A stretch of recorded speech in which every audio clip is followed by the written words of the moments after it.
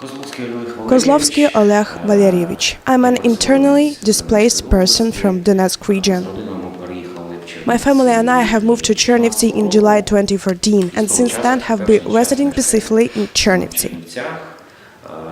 Why did we move here? By the way, prior to war we have never been in this region, in this city.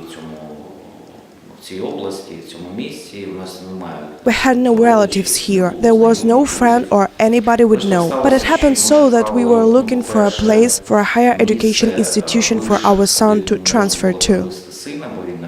Because he had been studying in Donetsk State University and now studies in Chernivtsi. And it happened so that we were provided with the contact of people working in the local university. We called, they invited us, even more than that, said, please come.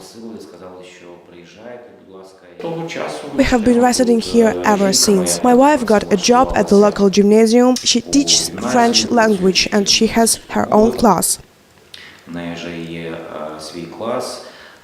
Our son, as I already said, studies full-time at the university and I'm self-employed and travel around Ukraine conducting different informal education events, seminars, trainings.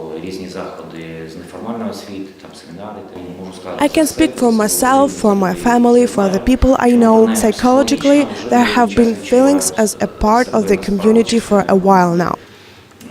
Certainly we have been discriminated against sometimes, but at the very least we do not have voting rights at the local elections. But psychologically we feel the Chernivtsi people to be ours.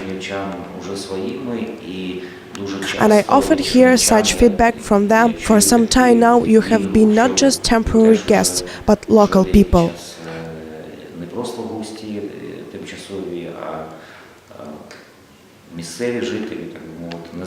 Despite the fact that we do not have a local permanent registration. From day one, even before we moved, we called and people from the university started helping us already by phone.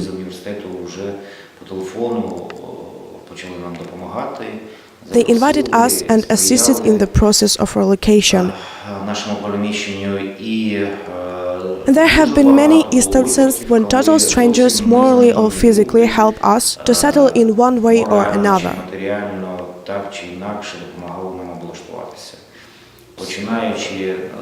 Obviously, there was less such aid from the state. But we are rather self-sufficient people and we understood that there is ongoing war the country requests much effort due to the war in the east and that is why we did not really on it.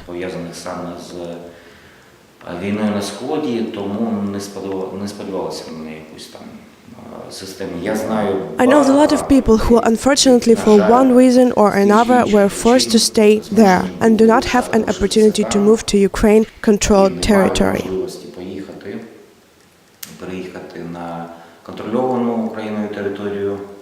But they still try to survive there because there is a terrible atmosphere, the atmosphere of 1937.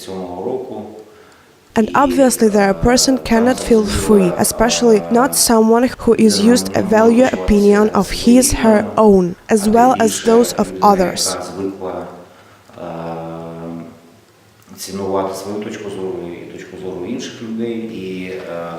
And that is why threats started coming even back then. It is one of the reasons of our relocation.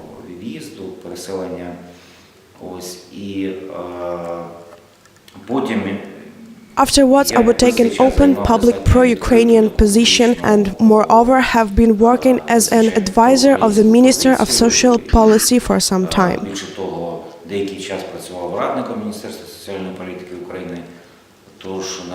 So, unfortunately or maybe fortunately, personally for me, there is absolutely no way back there while the strangers are there. If the prognosis is that all of this will be over and Ukraine and Ukrainian jurisdiction will return there, I will certainly go there, will visit. But it is difficult to say at this point whether I will go there temporarily or for good.